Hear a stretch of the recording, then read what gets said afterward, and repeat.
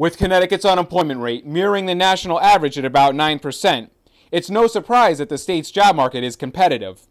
But what may surprise you is that there are free resources offered by the state to help job seekers. Connecticut Works, which is a part of the Department of Labor, has offices around the state which assist job seekers. Our services here are free, and a lot of people aren't aware of that. They think there's a cost. Some people wouldn't think that, hey, I can actually use a fax machine for free, or have postage done for my employment needs. In addition to that, there is a ability to people looking for training, that they should come in and see if they're eligible. Before you walk into any interview, there's something you're going to need for sure: a resume. But remember, it's not one size fits all. And though a Connecticut Work Center can help you with your resume, if you're going to do it on your own, there are some tips you should know. Jim Tamburo has been in human resources for over 20 years and has seen a variety of resumes come across his desk.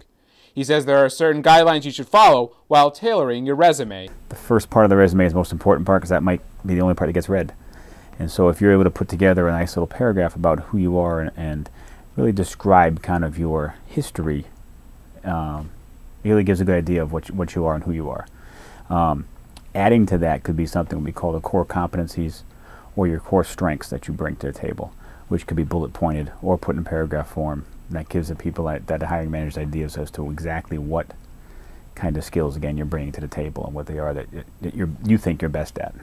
So instead of just opening up with, okay, here I am, here's my education, or here's my job history, all of a sudden it's, wow, here I am, here's a snapshot of what I really do and who I can be and who I can be for you.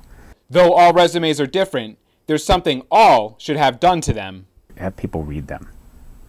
Don't do it yourself and just start sending it out. Get feedback on it.